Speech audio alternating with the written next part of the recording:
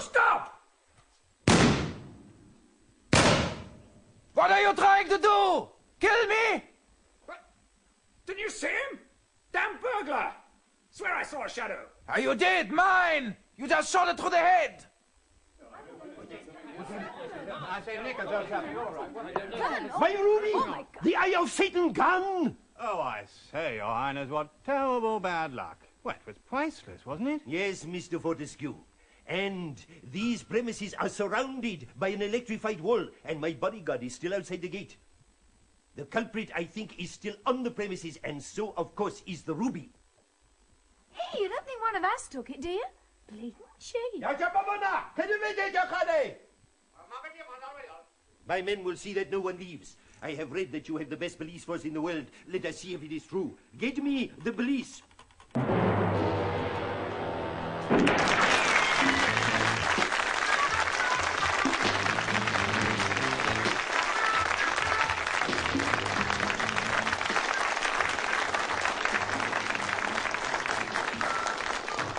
Welcome back to another series of Whodunnit. Now, what you've just seen, or rather just missed seeing, is someone nicking the Maharaja's ruby. Incidentally, what the Maharaja shouted in his native tongue just now is roughly translated as Chelsea 2, Liverpool 0. It shows that he's either born optimist or a blithering idiot. However, this is all happening in 1925, so until someone looks the score up, I shan't question it. But questions will be asked later by our panel, and this week they are one of our leading comedy actresses, whether it is as Mrs. Big or as Mrs. Basil Fawlty, in real life, of course, the lovely Prunella Scales.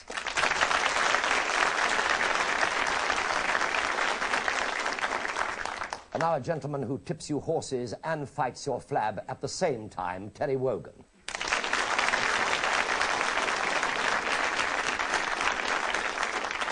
And next, a man who's known to you as an air raid warden, but known to me as my country cousin, Bill Pertwee.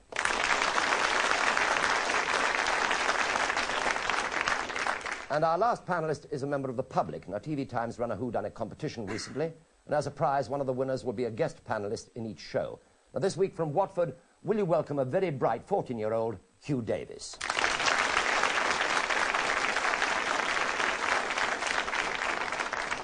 Well, now let's see if you can spot the guilty party before they do. There are at least 3 good clues to look out for, but always remember that the thief or thieves is allowed to lie. Now, while I've been introducing the panel, the local police has arrived in the shape of Constable Ferret. I suspect he had his name changed in order to get the job. Anyway, he's just raced up from the village on his phantom bicycle, and we join him as he's completing his first vital task, removing his cycle clips.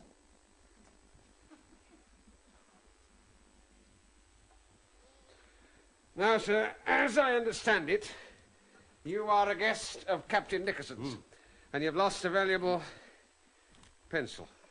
Constable. Oh, excellent.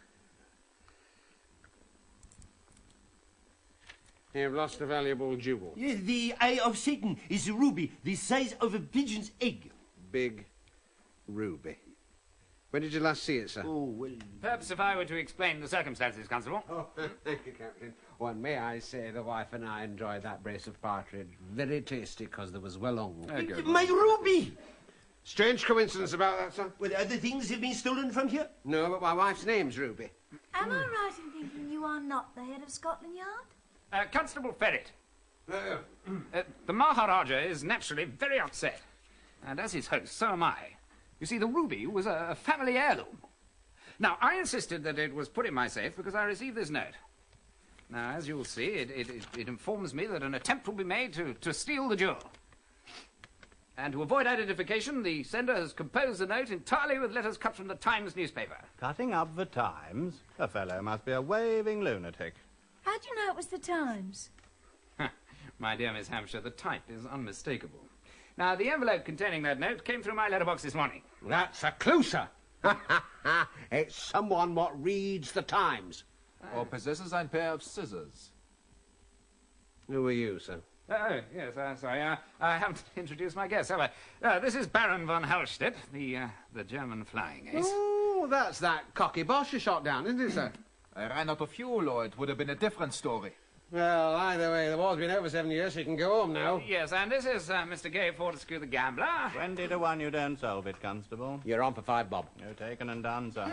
You'll be lucky he's skint. Didn't you read it in the papers? He lost his shirt at Blades. He's in debt for thousands. I refuse to sit here and be insulted. Well, stand outside then. I'm afraid she's not very used to champagne. Not used to it. After my act, stage door Johnnies queue up with bottles of it. Miss Hampshire does a very daring trapeze act on the London stage. I strip down to me undies on the eye wire, and I don't use the net. Yes. Nerve enough, in fact, to commit a robbery. Absolutely devoid of any breeding. Hey, calm down a bit all night. Now, who's this gent? Oh, this gentleman is also in the theatre, Mr. Page, otherwise known as the Grand Maestro. The greatest illusionist and mind reader of the century. And this is my assistant, Miss Vera Legrand. Ooh. You must come and see me saw her in half sometime. I'll make her disappear from my magic box. Oh, hocus pocus, eh? Oh, we've got a young lad in the village who can do all that while he's picking his nose. I also hypnotise. You can't get me with that, sir. I already have. You already think that this is your very own watch, given to you by your father on your 21st birthday, which fell on July the 22nd, 1910. It is my watch. Ah. I never felt a thing. Miss Legrand has a very delicate touch. I could book you for that. Oh, not without your handcuffs, you don't. This is a waste of time. On the contrary. Constable, there's still the matter of the light on the hill. What's that, sir? After the shots. Shots! Oh, yes. Yes, well, I took a pot with my elephant gun at a shadow I saw in the garden. Aimed high, of course. Oh, just as well, sir. You're one of the finest shots in the world. Thanks very much. Well, after the shots, we all dashed into the gun room upstairs, and looking out of the window, I saw a light, possibly a lamp on the hill, on the other side of the road. And then I saw another light descending slowly from the sky. I saw that. It was a falling star. That's supposed to be lucky. It was a sign from heaven, the curse of the eye of Satan. Legend has it that great evil will befall anyone who steals the stone. Oh, poppycock. Well, Constable, what are you going to do now? Oh, I'm afraid I'm going to have to search you all. Thought you'd never ask.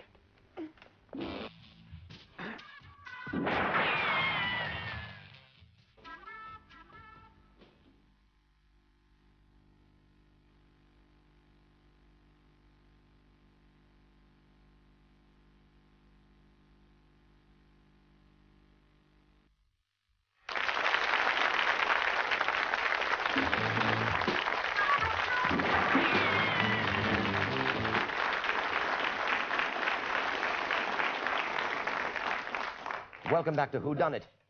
I apologize to those of you who were hoping to see Gillian Hampshire take all her clothes off, but I can reveal that nothing of interest was found. Well, to be fair, nothing of interest to this robbery. Now, we're trying to find out who stole the Rajah's ruby. And if you've got all the answers already, there must be something wrong with you, because we haven't shown them all yet. You can assume that everybody would gain by stealing the ruby, including the Maharaja. Insurance, maybe. Well, the year is 1925, and Constable Ferret is looking very embarrassed at what he's just been shown by everybody. Sorry about the search, sir. It's normal procedure. Damned impertinence. Oh, but such lovely hands, Constable. Perhaps we can go back to what happened at the time the jewel was put in the safe. Ah, yes. Well, that was a couple of days ago. Tremaine had got to your room to get your pipe, hadn't you? Yes, that's right. And he saw the note on the doormat. Well, I took it sufficiently seriously to insist that the ruby was put in my safe, which is in the gun room. But I'm always getting threats. That's why I have my bodyguard outside the gates. No one can get in here. Better safe than sorry, eh? Yes, talking of the safe, let me show Your Highness. Now, each of these dials operates a separate lock, 6, 5, 4, 3. So it'll be entirely safe, Your Highness. Your Highness, may I hold it before you take it away? Oh, I don't know. Oh. Thank you. It's very heavy. Feel it, darling. The vibrations are very strong. Many have died for this. True. Since it was found in 1776, much blood has been spilled. Oh, my goodness. Sorry. Allow me.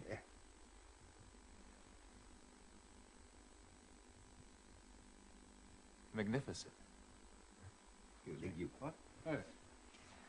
Surely, a good cracksman with a stethoscope can hear the locks click back as the right number's found. Yes, but none of them click back until the correct sequence is obtained. Oh. In this case, 6453. You have a go, Tremaine. 6, 4, 5, 3. Now pull the lever and all 4 locks are released at once. Hey, presto. Very good. Now, Your Highness, if you'd care to select 4 figures at random and turn the dials accordingly.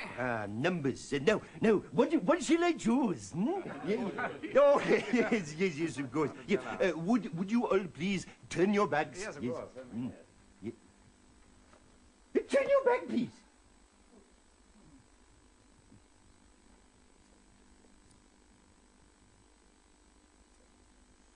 First.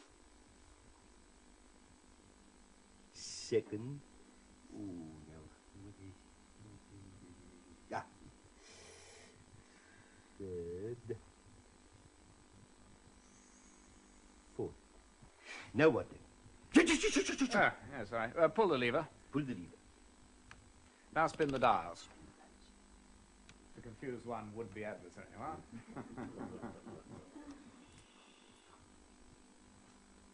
So, having said the combinations, we all settled down to enjoy the weekend.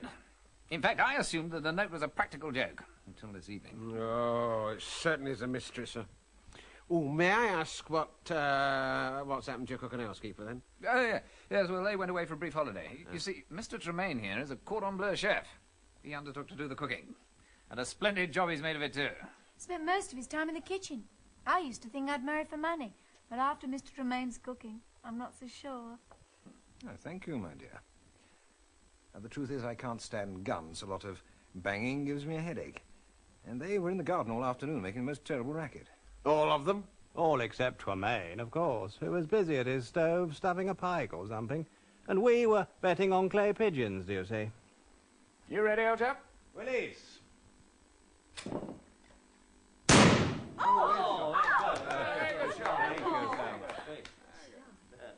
Willis?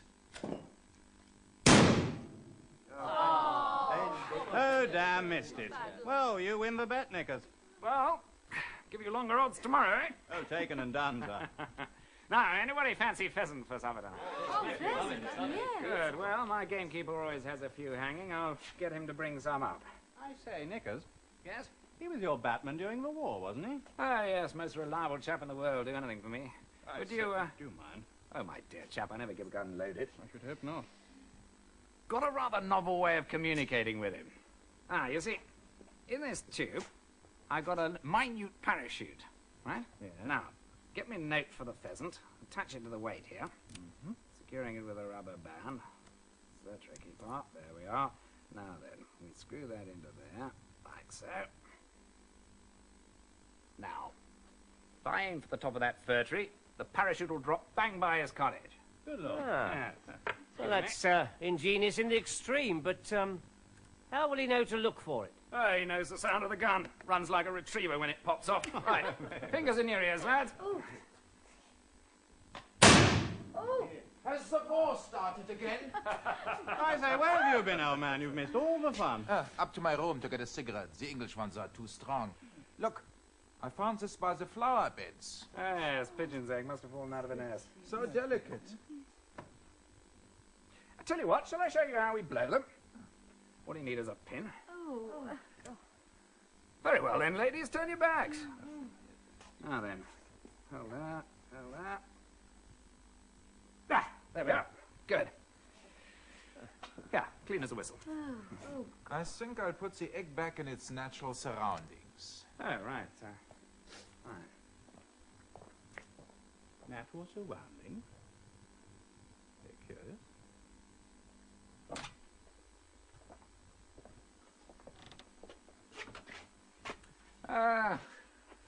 Good idea, yeah.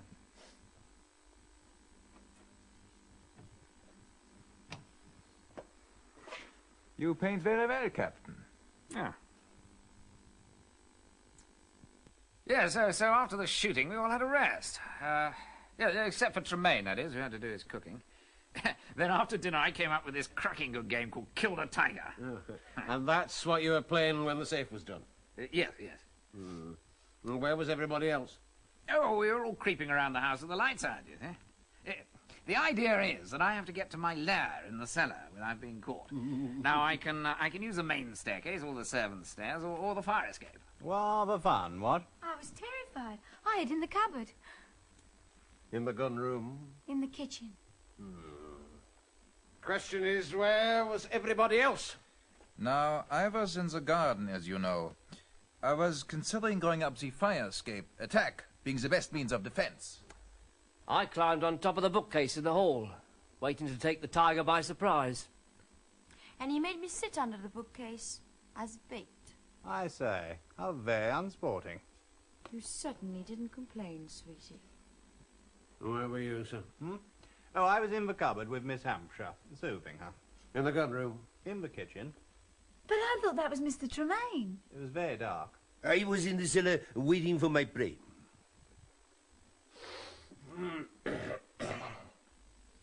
I was in the bathroom opposite the gun room. I'd locked the door, turned on the light.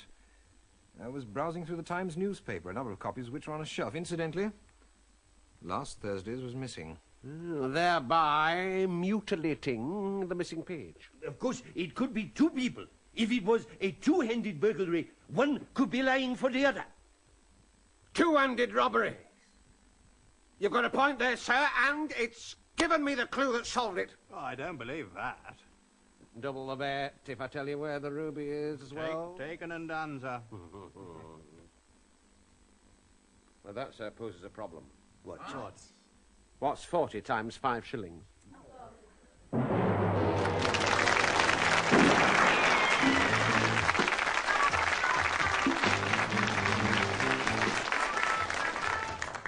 Yes, well, mental arithmetic being my forte, I make that £10. So who is the odds-on? Who is the odds-on favourite in your book? I don't worry too much if you don't ever read the Times. We only put that bit in because in 1925 there wasn't such a thing as page 3 of the Sun. Now then, panel, is there any part of the action or second part of the action that you'd like to see again? Terry. Well, the first thing I'd like to ask you, really, is, are those fish in the tank red herrings, do you think? No, they're piranha fish and they eat disc jockeys. No. I think, in fact, they were red herrings because they were swimming on the left of the tank. Why did we ever ask him? I've no idea. Yes, Terry, what would you like to see? The bit I'd like to see was what I took to be a little piece of sleight of hand. As I say, it could well be a red herring, where the great maestro drops or pretends to drop the jewel, the great ruby. Right. Yes, Prunella. I'd like to see the very first sequence where Captain Nickerson is under the tiger skin, up to the point where he fires out of the window. So you shall. Hugh? I'd like to see where the Maharaja asks everybody to turn around when he selects a new numbers for the safe. The combination. Combination, that was it. Right. Bill? I'd like to see it all again about 5 times. So you shan't, yes. I'd like to see the blowing of the egg piece again, please. Being the bird watcher that you are, yes. All right, blowing the egg for Bill. Blowing for Bill. Right. Now, let's start with some questions. One question each before replays, and then one question in between. Terry, let's start off with you. I'd like to ask Mr. Nickerson. Captain Nickerson, Captain Nickerson. Yes, Captain Nickerson. Or, if I may call you Nickers. Yes, by all means, yes, certainly. What is your financial situation? You've a big estate to run, have you? Modest. Do you have enough money to run the estate? Well, it's pretty tight. Pretty tight.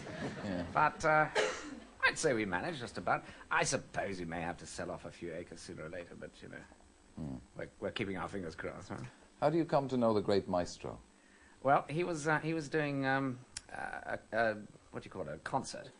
You know, troop concert during the war, and then I happened to go to this show where Miss Hampshire was doing her thing, and he was in the same bill. So I naturally, you know, invited him for a drink, and we got on very well, so I said, come down for the weekend.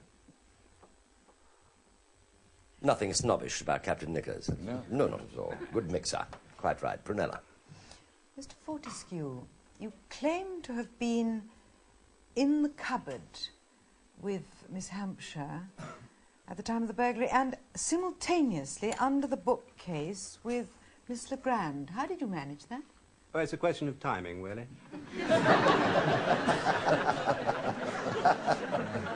A very fast mover. See you under the tiger skin after the show. Taken and done, Ma'am. At what? At what? Yes. Moving very fast. Yes, Hugh. I'd like to ask the maestro what he placed in his top pocket after picking up the ruby. Ah, well, no, nothing really. No, I mean, that's just a case of being in the theatre, you see. I mean, we're always very conscious of our appearance.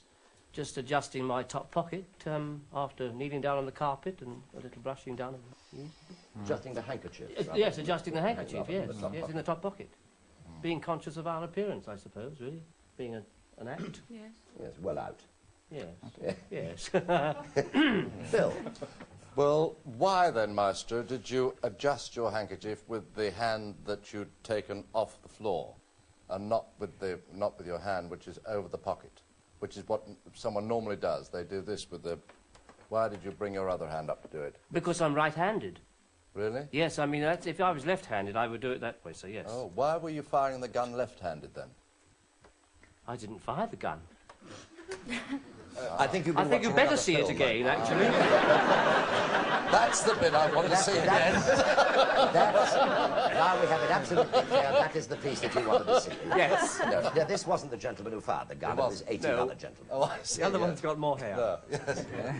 Yes. The whole thing is as clear as mud. You're absolutely right. We're now ready for the first replay, and the first replay is Prunella Scales. Now you wanted to see Captain Nicholson at the very beginning when the robber hits him on the head, and then he fires his elephant gun.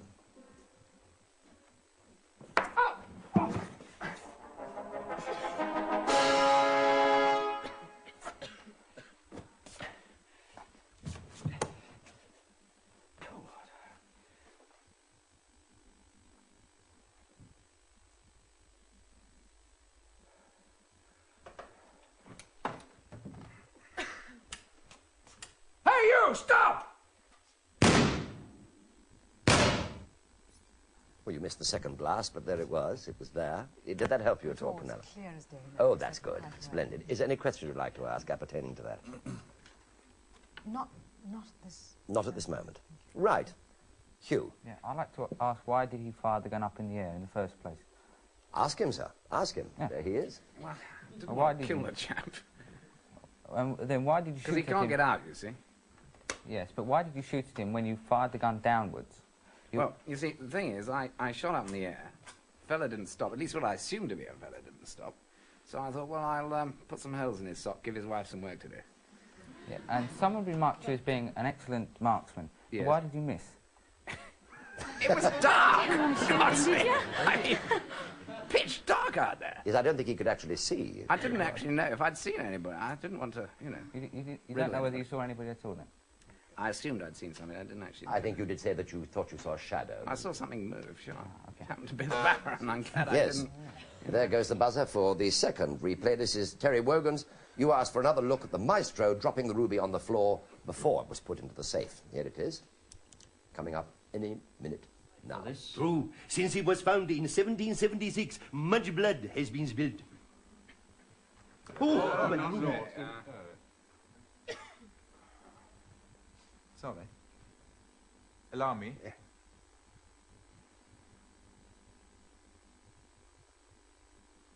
magnificent. Yes, Terry.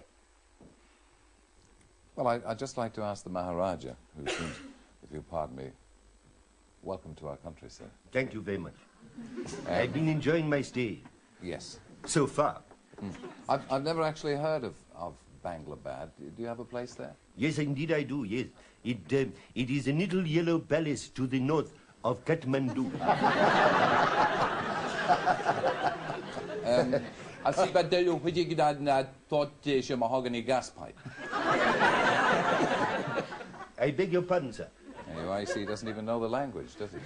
I think it was your pronunciation that threw me. I think that was Urdu, but you see, in my country we speak Hindi. A likely story. I think actually, Maharaja, that was Bulgarish. The same to you. Yes. Beautifully timed, the buzzer. This is Hugh Davis's replay. You wanted to see the Maharaja putting his treasure ruby in the safe and setting the combination with everyone's back turned. Turn your back, please.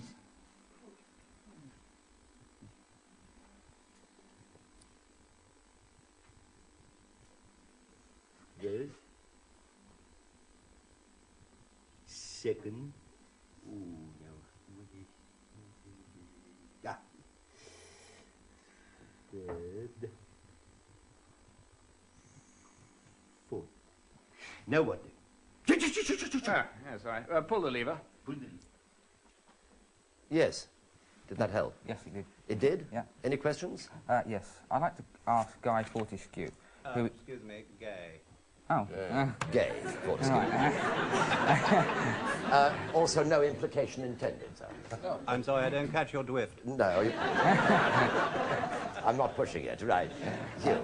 I'd like to ask who you were talking to, what you were talking about. Who I was talking to at which point? At the point we've just seen? When you turned around, yes. Yes. Who were you talking to and what was it about? Well, I was talking to the lovely lady here in a delicate shade of pink in front of me, and what we were talking about I really think is very private. Yes. Prue, you got any questions you'd like to ask Miss anybody now? Hampshire, what is the combination? 6, 4, 5, 3, I think. But any subsequent? Oh no, that was the one that Captain Nicholson. You mean? I never saw the other one. Thank you. Oh, you're thinking of that little mirror being held up, were you? Of course. Yes. Well, we're ready for the next and the final replay. This is Bill Pertwee's.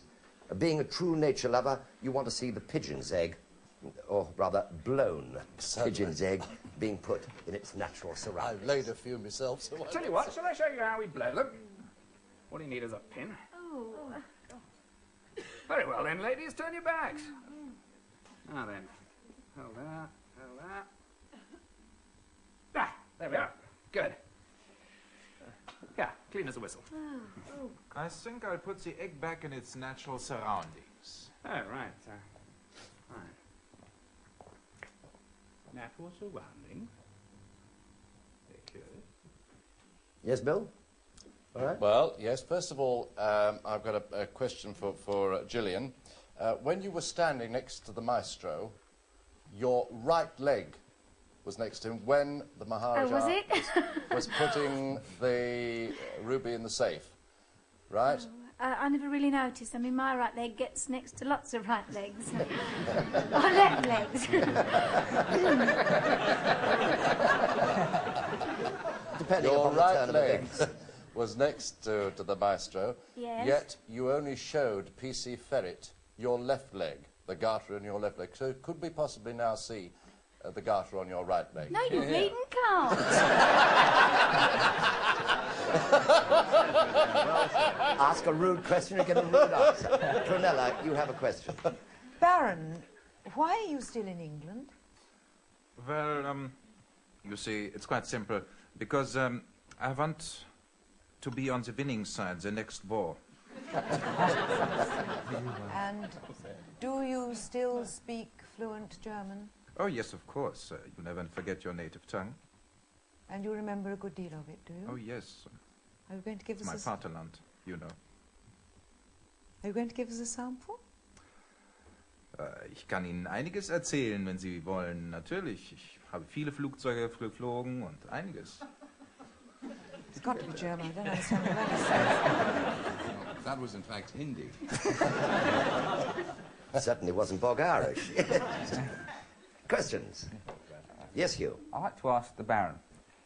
When you're saying you're playing that game called the Kill the Tiger or something, you said you're in the garden and going to make your way up the fire escape.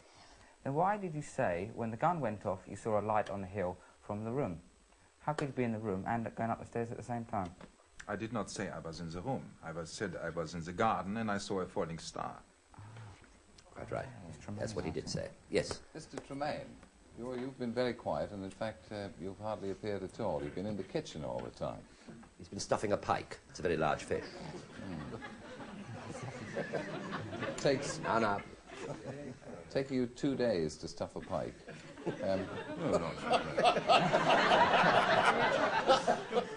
I killed them first, you see. Carry on, Terry. Sorry, don't we put you off. Is that all? Just throwing it up in the air. See if anybody'd salute, and they didn't. It's like trite nulling, you know, in Oakham. Pike stuffing in Lincoln. It's got nothing to do with this. We don't want to see a film about that, are we? Yes, Brunella. Sorry. Go on, darling. Captain Nickerson, how do you account for this curious phenomenon of the lights that Mr. Tremaine saw? Well, got Have you ever seen anything of the sort in the district? Oh, yeah, well, you see lights outside my perimeter constantly. It was Jack, my gamekeeper, for a start, who is after your... Yeah, I suppose he wouldn't be with a light if he was after a poacher, but he could be coming home from doing the rounds, certainly. But this falling light that was seen... Well, the Baron says it's a falling star. Clear night, possible. Either that or flying poacher. Glad I invited him. Could have been me falling off my bike. Yes. We haven't established yet whether P.C. Ferret is in fact a member of the constabulary. Well, establish it, Mr. Pertwee. Mister, I haven't been called that for a long time. I'm the local JP, I ought to know.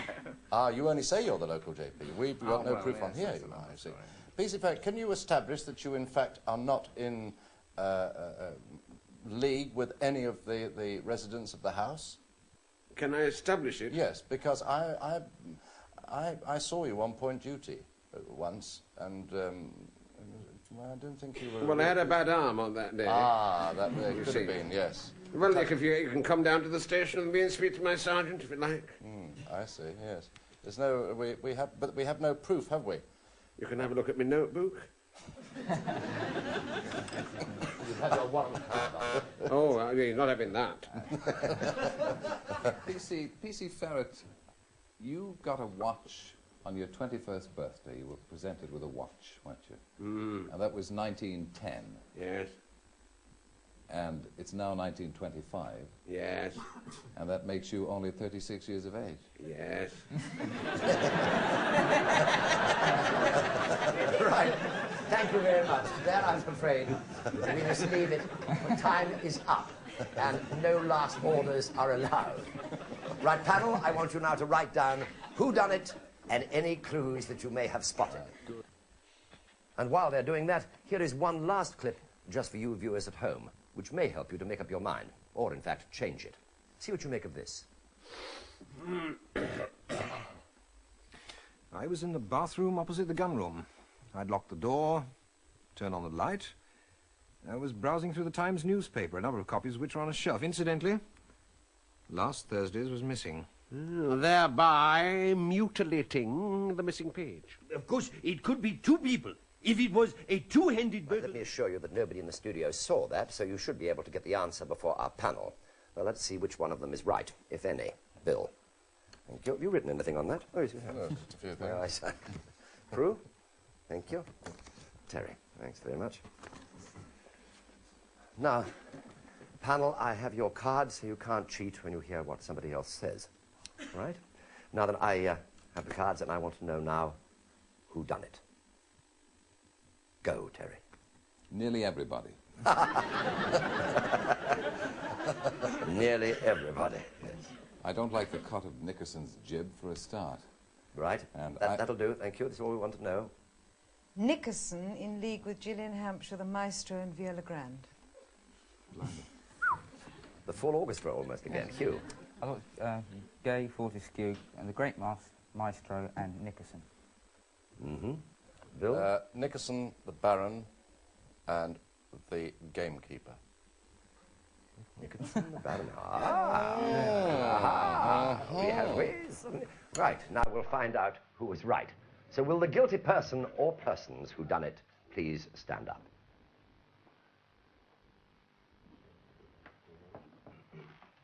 I'm afraid I did it all by myself. There we are.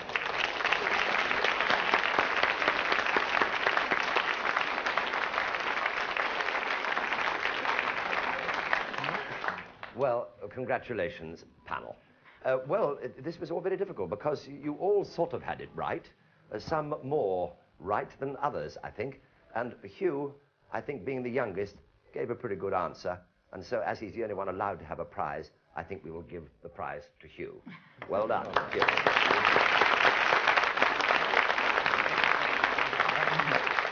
Hugh, what would you like from the set? The gun, please. The gun? Yeah. Well, we can't give you the actual gun, but we can give you a replica, and from the replica you can fire what was done in the show, the ruby itself. All right? Will that do? Yeah. Thank you very much indeed.